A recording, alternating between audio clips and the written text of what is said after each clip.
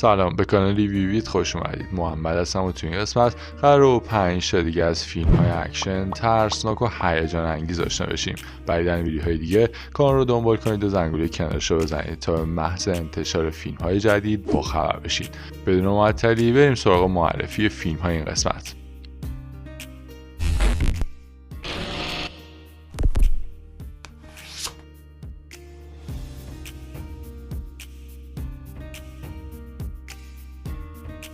هشت زن برای یه مهمونی توی خونه روستایی دور افتاده تو تپه‌های کالیفرنیا دور هم جمع میشن.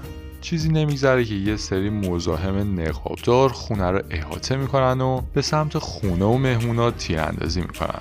حالا یکی از اون 8 نفر به اسم تس که یک کهنه سربازه باید از مهارت‌های خودش استفاده کنه و رهبری این گروه رو به عهده بگیره، چون اونا باید واسه نجات دادن جونشون و زنده موندن تو اون شب مبارزه کنن. فیلم 132 دقیقه‌ای از شب بترس 21 جولای سال 2023 تو ژانر فیلم‌های ترسناک و اکشن منتشر شد. این فیلم تا حالا با 2000 رای تو سایت IMDb تونسته امتیاز 4.7 از 10 رو ثبت کنه.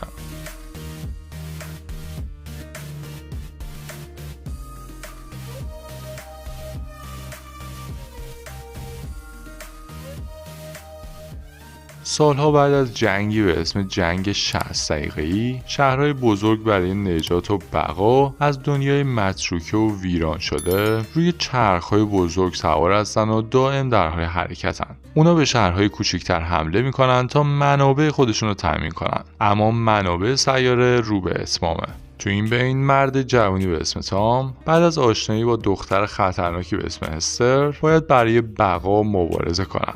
این دوتا شخصیت با وجود اختلاف‌های زیادی که دارن به اتحادی دست پیدا میکنن که باعث تغییر آینده میشه. فیلم 2 ساعت 8 دقیقه موتورهای مرگبار سال 2018 تو ژانر فیلم‌های پس آخر زمانی و اکشن منتشر شد و تا حالا با 135,000 رای تو سایت IMDb تونسته امتیاز 6.1 از 10 رو بگیره.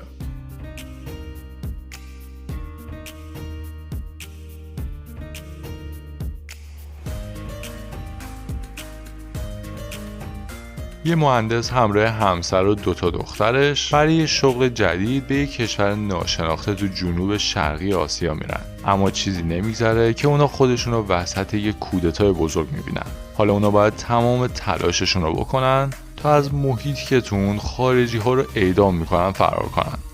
فیلم 143 دقیقه‌ای گریزناپذیر سال 2015 تو ژانر فیلم‌های اکشن مهیج به نمایش در اومد و با بیشتر از 90,000 رای تو سایت IMDb تونسته امتیاز 6.7 از 10 رو بگیره.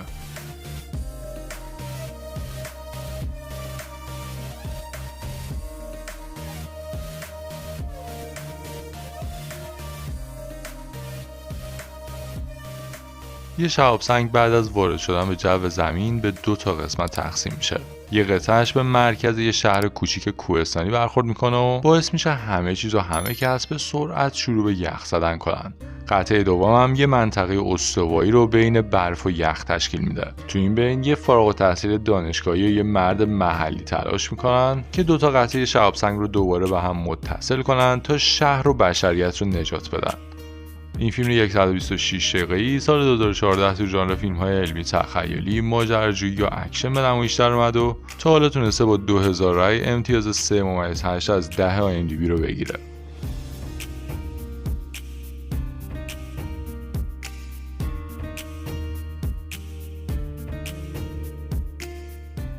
تو قرن 19 پسری به اسم چارلز میبینه که خانواده‌اش توسط یک گرگینه سلاخی شدن.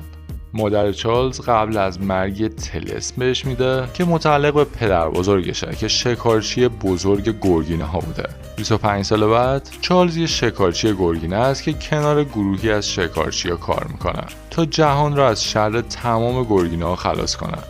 فیلم 133 دقیقه‌ای گرگینه هیولایی در میان ما سال 2012 تو ژانر فیلم‌های اکشن ترسناک و فانتزی از طریق شرکت یونیورسال منتشر شد و با حدود 7000 رای تو سایت IMDb تونسته امتیاز 5.1 از 10 رو ثبت کنه.